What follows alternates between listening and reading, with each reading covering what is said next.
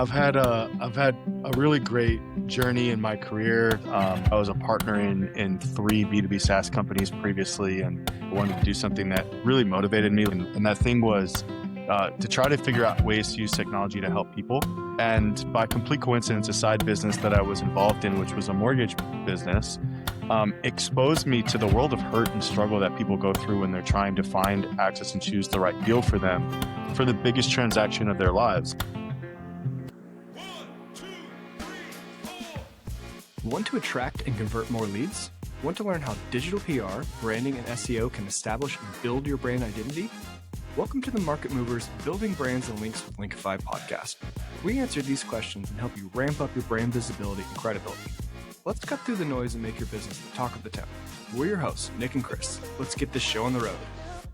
Welcome to the Market Movers podcast. Today's guest is Benjamin Schieken, founder and CEO of Fincast, the privacy-first mortgage tool reshaping how borrowers shop, verify, and save without giving up their data. Really excited to have you on the show. Welcome, Benjamin. Thank you guys so much. It's a pleasure to be here. Ben, it's great to have you on.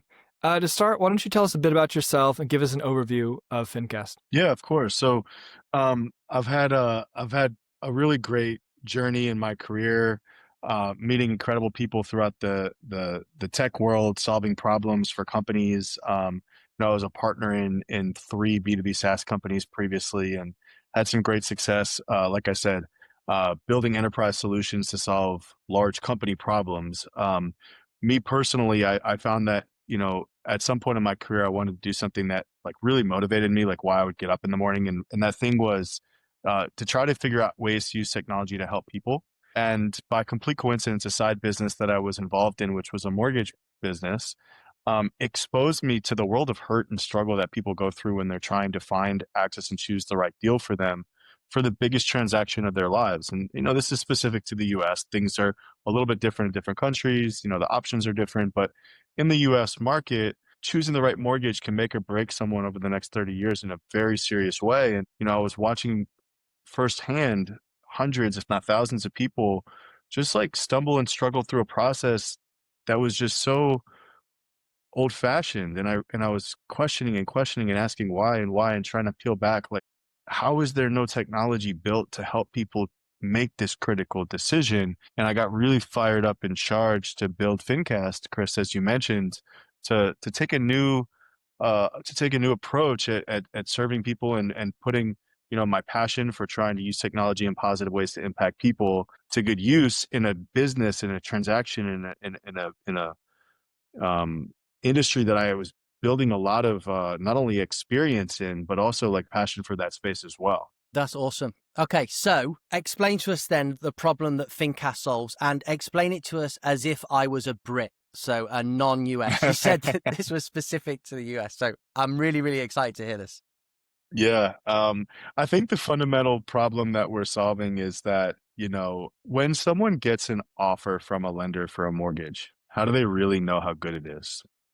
How do they know if they're making a great decision? How do they know if they're leaving money on the table? What is leaving money on the table going to mean for them in the long term? The cost of making a bad financial decision is tremendous for people in the mortgage transaction. And, like I said, the simple problem is people just don't know. And what's, really interesting is there's been various regulatory agencies within the US government, like the Consumer Financial Protection Bureau, that even, created these fantastic slogans: know before you owe, get 3 loan estimates before you make a decision.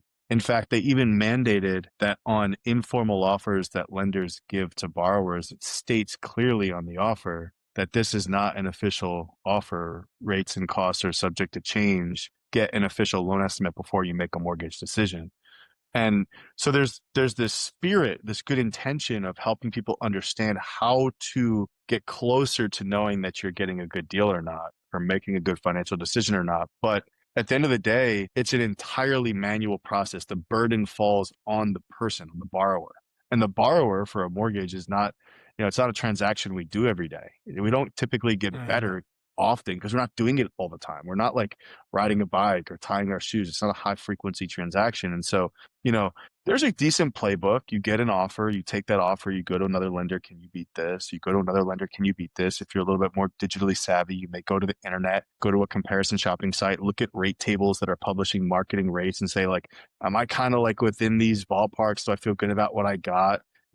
Really sophisticated consumers have gone to Reddit and Facebook groups and posted pictures of their offers, trying to crowdsource some sort of feedback to get consensus on whether or not they're getting a good deal. But all of this is just revealing the absolute desperation and insecurity that exists for consumers in just knowing, is this a good offer? Am I making a good choice? Should I shop? Can I shop? So the problem is people just don't know what they're signing up for. And what we did at Fincast is we built technology that makes it as simple as a couple clicks to know with near certainty that the deal you're getting is a great deal, or that you're leaving a substantial amount of money on the table, and where you can go find it. How much can the rate actually vary? Because when I got my mortgage, I think I looked at like, here's the average, and breaking it down for credit. And so I knew with my credit score or range or whatever, this was the normal. And then my offer came in lower than that. And I was happy with that. So what kind of, how wide of a range could you actually see if I would have gone out and shopped a lot more? How much could I potentially have saved? Oh man. I mean, this is that you've done it all wrong. You left Nick. money on the table. So what I will say is that at Fincast, in the data that we have so far, which is compounding all the time, and we'll continue to analyze it, we'll continue to crunch the numbers, we'll continue to learn from it.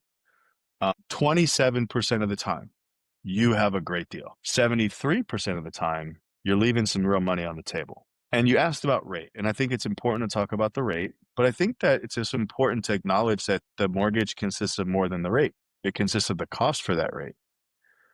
And, so mortgage shopping is hard. So some people, really try to distill it down into one variable that they should be shopping. And so that's why there's this term rate shopping. But a really good financial decision is considering more than the rate. It's what's the cost for that rate from this lender right now over a period of time that I expect to be in this loan, not longer, not shorter, to the best of your ability. That's called a break-even point. And so what Fincast has found, just on rate alone, is we've seen over a 1% interest rate spread between high and low lenders. So it is possible that if you were getting a 6.625, for example, with Fincast, you could find a 5.625 in this market.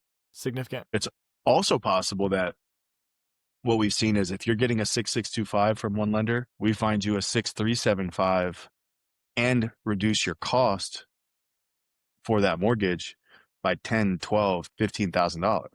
So one of the challenges that borrowers have faced is because there's so many moving pieces and levers that are ultimately pulled, that a professional really understands not just how to pull them, but the implications of them. And borrowers struggle with this, admittedly, because again, you don't do it so often. It's okay. You're not going to be a pro in this, and that's all right. It's why technology should be there to protect you. It's about dialing in the levers in the most optimized way for your specific financial needs. So if you're a borrower who really is trying to save as much as possible at closing, then you pull the levers one way. If you're a borrower who wants to minimize your monthly payment for 3 years because you're expanding your family and this is a short-term home and you're going to turn this after 3 years into a rental property and go buy a bigger house, then you dial the levers, dial the knobs another way. If you are someone who wants to set it and forget it and just wants the lowest interest rate possible, but at the lowest cost possible, then we'll dial the knobs another way. On average, we find about a 12% of the loan amount savings back to the borrower. And you're talking about a average loan amount across, transactions in the US around $500,000. This is real money. This is make or break money. But Benjamin, three quick points, right? And then I really want to dive into the growth side. Although the last part of this big 3 points I'm going to make is a big question on growth. Sure. I'll be quick. So for me, point one, correct me if I'm wrong, the coolest part about Fincast, I think, is that bidding marketplace. So you can get an offer, and rather than physically shopping it around, you can submit it, and then it can get bid on from other mortgage lenders that have visibility into the exact structure of that offer. That's awesome. How much actual wiggle room are you finding that these lenders have privately behind those offers that they can see? Like, will they come down substantially from what they're offering publicly? And then finally, how on earth what was your strategy to get lenders onto your platform to bid? How did you grow that? You want to ask all your questions at once, Chris? Yeah, because we did a podcast recently. Great questions. No, they're great questions, and I appreciate your interest in what we're doing. I mean, it fuels us. People getting excited about what we're doing keeps us going. So thank you for that. And so to answer your questions, the concept of the bidding marketplace and the one-to-many to empower consumers is very exciting. There's a lot of other exciting parts, I think. Maybe I'm biased, but that is a really exciting piece. And in terms of wiggle room, you mentioned like what's the wiggle room sort of behind the curtain versus like what they would show publicly. It's a really hard thing to answer because every deal structure is specific to a person at a specific moment in time. And so things are not being made public when a lender has the exact information they need to make a real deal. Anything that you see publicly, the lender that's making that public proposal, offer, informal offer, rate tables on comparison shopping sites, interest rate on a TV commercial, whatever it is, like, is directional. It's not for you. The chances that you are getting what you see marketed to you are very low. Now, you may get higher than that.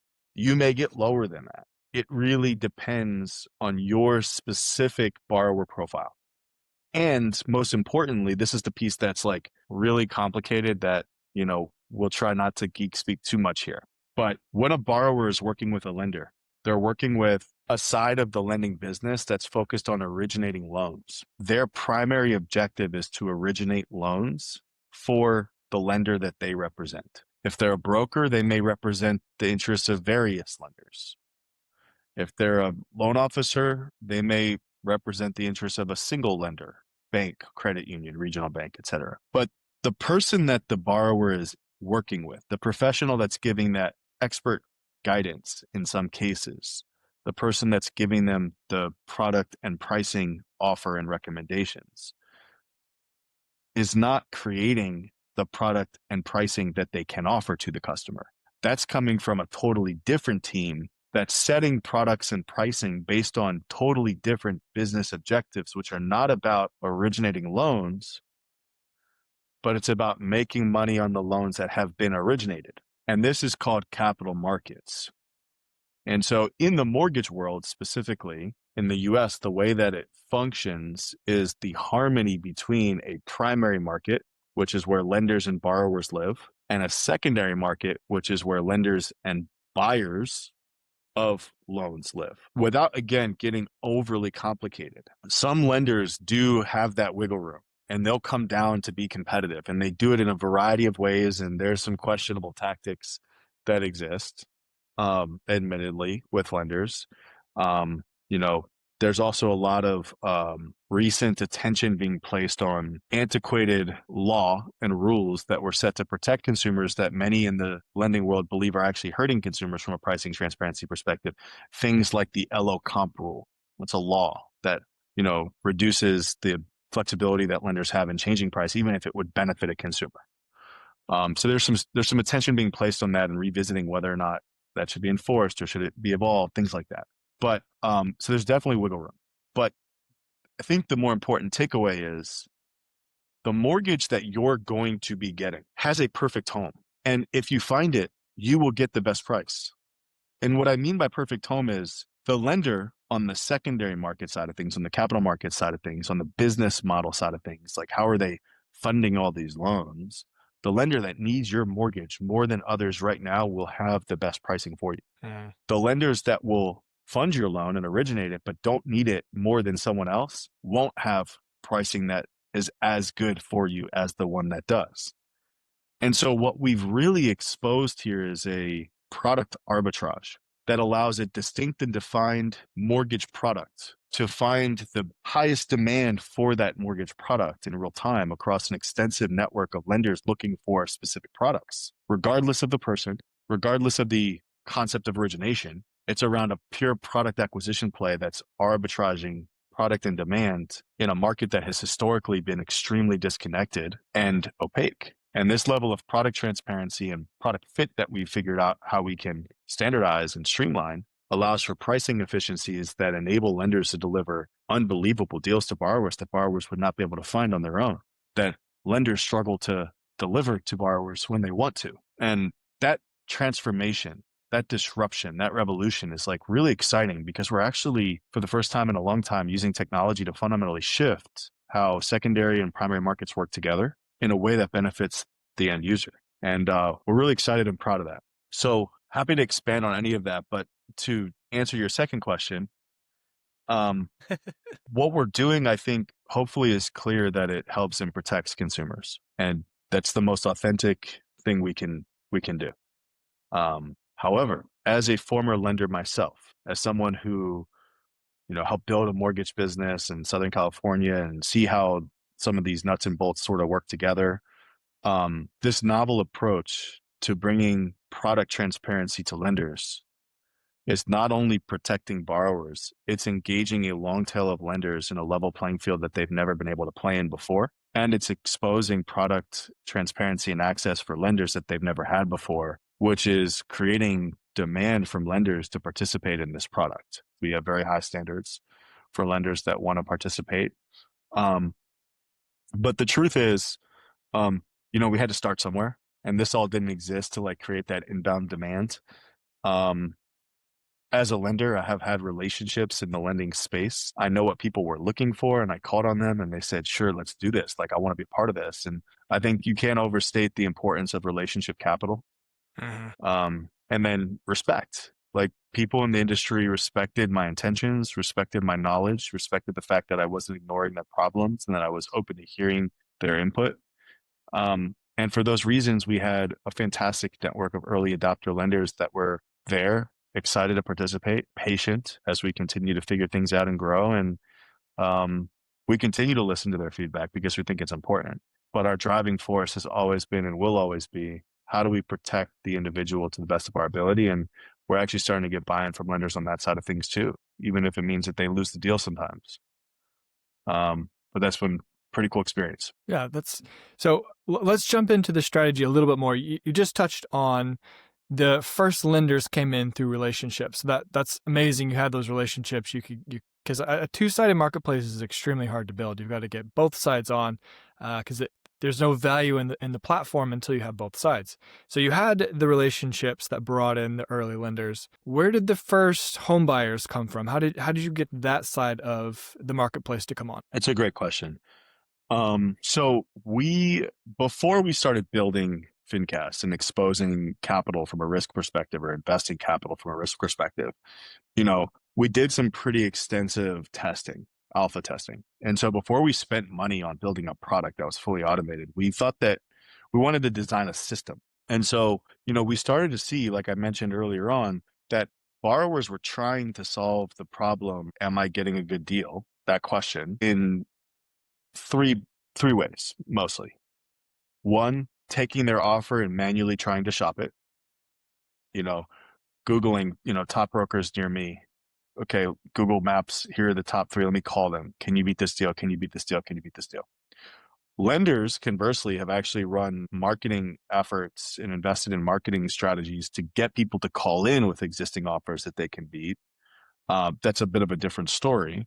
But we saw that there was a demand for borrowers to get lenders to beat their offers and lenders to get borrowers to submit their offers to be beat. We saw that there was this initial demand, but the way that it was happening was extremely cumbersome and expensive for both sides. The second and third way that borrowers were looking to answer that question was go to comparison shopping sites, go back top of funnel and try to navigate the rate tables and talk to more lenders, et cetera. Can you beat this? Can you beat this? And then the third way, which is the most interesting one, was more and more and more people were posting pictures of their mortgage offers on Reddit and in Facebook groups asking, is this a good deal? How do these two compare? Are we leaving money on the table? So on and so forth. And so the first thing I'll say is we started to stress test this hypothesis, which is if we have a service for people that helps them answer that question, will they use it? Will they trust it? Will they find it valuable? So we wanted to establish a little bit of credibility. So the first thing that we started doing was just providing valuable content, education, and answers to questions on Reddit for people as a mortgage professional. Mm-hmm. Someone posted a question about an offer. We would give them unbiased answers, guidance, not trying to steer them to use us as a lender, because that's not what our business was. This is what you should think about. You may hear this from realtors and some lenders, but here's another viewpoint. Here's another way that you might consider doing this. And just by delivering quality value add education in real time to people, we started to get some early adopters on the borrower side. And the hypothesis was we could create value for them. And thankfully, we're able to prove that hypothesis because the value we created was so great for them that they went back to Reddit and started posting about Fincast. So Dream. as soon as we saw borrowers teaching other borrowers about a better way to know that they're getting a great deal, we said, okay, there's something here. This process is working. We have our early lenders. And by the way, the first version of our product was a borrower would email us a copy of their offer. We would manually redact all of their identifiable information. We would extract manually the information we needed in an orderly template in a spreadsheet that would allow us to populate a template in an email. We would send it out BCC to our early adopter lender network, who would have a time that they had to respond with their offers by. We would grab all those offers. We'd put them into another spreadsheet that calculated the savings compared to the offer that the borrower submitted. We'd send that spreadsheet to the borrower and ask them if they had any questions. And it's kind of similar, if I'm being honest, to how NerdWallet started with their credit card analysis. They started by building a spreadsheet that helped people understand the difference between credit cards, the benefits, the points, the costs, and things like that. And we started on spreadsheets by sharing that level of expertise and transparency without trying to win their business as a lender, but just by being a friend, an ally, to help them make a good deal. And if they wanted to talk to one of the lenders that made an offer, we just introduced them on email. And we did that enough times that we figured out there was a systematic productized revolution that we could build, and we started building it. But the seed was just having conversation with community where they were, expressing their pain, and doing our best to answer it in the most unbiased, authentic way possible. Reddit's a great platform for that. I think for any business where there's a lot of technical questions, where there's a lot of research that goes on before the decision's made, Reddit can be a great spot. It's not one that scales well, but that's okay. I think obviously you did that the right way. You have to come at it as providing value, not promoting yourself. Okay, so we've talked about that. You get the first users. People are starting to actually go out and talk about you. That's great. You're getting some referrals. Then you start to change the way you do it internally, where it's no longer manually done. What was the next growth spurt? What was the next strategy that brought on a more scalable amount of users? Yeah, and full disclosure, the marketing world is changing rapidly right now. Since we started assessing a strategy and then ultimately implementing and executing the strategy, so much has changed with AI, with search, with where people go for information, with how things are discovered, with the techniques and sort of things that you can do to distribute information. But number one, to answer your question more directly, and the reason I say that, by the way, is because I believe that there's probably no one way eat a Reese's in this case. There's no one size fits all, so to speak. There's probably a lot of different ways that people could do it, depending on their capital, depending on the time, depending on their, credibility, depending on the product maturity, depending on the network maturity, so on and so forth. But we had to take in all of these variables. What's really interesting about a double-sided marketplace is you want to grow, but you also want to manage growth on one side versus the other so that they're kind of working together. And so, we wanted to, and we always want, to the best of our ability, to provide as much value to consumers as we can. So if we had, explosive growth out of the gates and saw thousands and thousands of users in a single day using our product, we probably would not be able to deliver the value we want to all of them at that time. And so manipulating and managing the growth in a way that actually is responsible for the user experience, for the business experience, has been an interesting challenge, right? Because you kind of always want to just launch and go as fast as possible. But to your earlier point with the double-sided marketplace, that can actually throw things really out of whack, and you can do a lot of damage to your business, I think. And so, we're in this really interesting dance. It's a dance. It's a little bit science, a little bit art. Where do we focus on one side and the other, and keep people happy on both sides. So, we're trying to play peacemaker in the center here. And this is something that we're consistently working on and learning. But to go from like a couple people talking about Reddit to even broader distribution, so to speak, we have been working on a strategy that putting ourselves in the consumer's shoes, listening to consumer feedback. I'll tell you a really brief story. We had a customer who reached out to us in our support channel, of Fincasters, we like to call them, who discovered us on Reddit. And he wrote to us and said, "Hey, I really like your product, sounds really cool, but and I want to use your product, but I look like I was trying to find out more information about your company and don't see you exist on any socials. So I kind of feel like you're a scam and you're not real." And, that was like eye opening to me because like we've been so focused on the things we can focus on with the resources we had at the time that we hadn't like prioritized building out a social channel, like building out an Instagram and building out a, LinkedIn or whatever. And it's like not having any presence there with any content was actually missing the mark for consumers as far as what they expected for credibility, reputation, seriousness, professionalism. And so it kind of helped us shape our approach. So we wanted to build the foundation. We wanted to have a foundational presence that said, hey, number one, we're real. Number two, we're professional. Number three, we have credibility. We know what we're doing. And number four, you can trust us. And so we started to do several things, build out the network of presence for the brand. Two, tell people who we are. Like we're real people, that have gone through this process and are building this to help other real people go through the process. And then number three, tell the stories of those that have gone through it, build social proof, ask for reviews and testimonials. And we've been so blessed to get such unbelievable testimonials, and continue to deliver back to the community, make sure that we show up consistently. So those things were kind of the foundation. Then we said, how do we scale more? How do we scale bigger?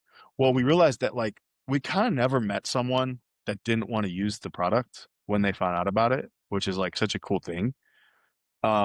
It's funny, we have in like one of our decks a slide that's a quote from, we say dash everyone because we hear this literally all the time, which is, "I wish I had Fincast when I got my mortgage." And that's a really cool feeling. So we realized that like that awareness piece is what's missing. So we built this marketing strategy that was focused on creating awareness, then focusing on how we can create the experience that's needed to capture the information we need to help people the most, then convert people who may be at different stages in their journey with value-add experiences to the best of our ability.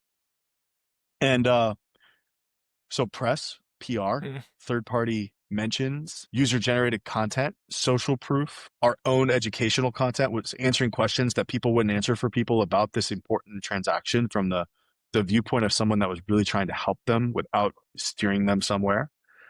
All of this started to like really foster awareness. All of that awareness started to foster more organic virality around people telling other people. We had an investor recently call us and he said, I sent someone in to use Fincast and he didn't tell us in advance. And that person had a great experience. And he called us and said, "Hey, so-and-so was raving about Fincast. Great job." It's like, awesome. Thank you. Glad we could help that person. 6 weeks later, I got a call from that same investor. "Hey, I just showed up to that person. Remember you helped that person with Fincast? He used the product and really loved it. I just showed up to his birthday at this restaurant, and there's a guy here that I never met before at the table telling 10 people about Fincast. I've never seen network effects like this." He said, "I'm at this guy's birthday party, and there's random people talking about Fincast and how it helped them on their mortgage." He's like, "This is crazy." And I was like, "Well, how did he find out?" He's like, "The guy I told about Fincast told him about Fincast. He used it. Now he's telling everyone at the birthday party about Fincast." So by starting with awareness, then creating a phenomenal customer experience, doing everything in our power to make sure that people know that we're here for them, that they can that they can get value from this process, and investing in that virality, investing in that quality third-party content, and then starting to build out from there distribution. So we have some exciting things in the pipeline around partnerships where we're evolving Fincast from a brand-only experience to a widgetized infrastructure experience where someone can Fincast their offer on a third-party site. So we have some really exciting inaugural partnerships that are launching for that. So, if someone's working on we're reading financial content with a brand and on a site that they trust, they don't need to then leave to go to Fincast. They can actually get the benefit and value of Fincast right there. Interesting. And we're really excited about that by building distribution network, tentacles, infrastructure, if you will, that's powering all of these offer shopping experience across a multitude of sites that people already trust. But given the benefit of this shopping technology that we created, wherever they are, that's really the dream. And so, that's how we've started to scale and continue to scale and compound. And, we're working to calculate our viral coefficient, but it's better than any business I've been a part of in the past. And we're very excited about that too. Chris, your microphone's muted, buddy. Benjamin, that's awesome. It sounds like you've truly built something which is the dream of any business owner, which is it's got its inherent self-perpetuating growth just from the experience that people have. So that's the dream. It's been awesome having you on. I wish I had Fincast when I got my mortgage. Yeah. Me as well. Now that we've established, I probably didn't get the best deal. Yeah. You can always use it when you refinance. So I think that's an important distinction. Like, we in this market have been largely serving home buyers and helping to make homeownership a little bit more affordable for people. But we actually have now, with some rate drops, started to see more and more people who are refinancing use the product. And one last quick story, I think, before we, lead to conclude here. We had a home buyer use Fincast 6 months ago to buy their home, and they saved some real money. Just a couple of weeks ago, we saw them come back to Fincast to do a refinance on their mortgage because rates came down. So they used Fincast to buy the home, and now they're using Fincast to refinance the loan. And that's like that's like full circle for us. That's the dream. We want people to depend on Fincast to make great financial choices and deliver for them when they need it most. And, we're really excited to see that stickiness, to see that repeat usage. And we just got to continue to let more and more people know that this free tool exists for them, and hopefully they can get some benefit from it. That's awesome. Benjamin, I'm sure people will know where to go to find Fincast, but if they want to old school it and personally send you their loan so that you can manually Google sheet it and send them your opinion, where can they find you? Where's the best place for them to reach out? Yeah, well, we'd love to help everyone that we can in the best ways that we can. I can't promise that we're going to be doing it the old school way because we've been spinning up some really Market Movers listeners. It's a promise. Yeah, but the technology is actually awesome that we've been creating. It's like there's some really sophisticated AI there that's personalizing the experience in real time for people even better than we could. Like our like we're improving the experience beyond what a human could deliver to someone in terms of the service experience. So the technology is very exciting in that case. But the way people can find us is on our socials, or on Twitter, on X. JSchike is the handle, I believe, and GoFincast are our social handles. Our website is gofincast.com. Can reach out to our team at hello@gofincast.com. We'd love to be helpful, of service to those that are interested. And, again, just happy to get the word out there, and thanks for having us on. Thank you, Benjamin. It's been great. Thank you. Of course. My pleasure. Thanks, guys. Thanks so much.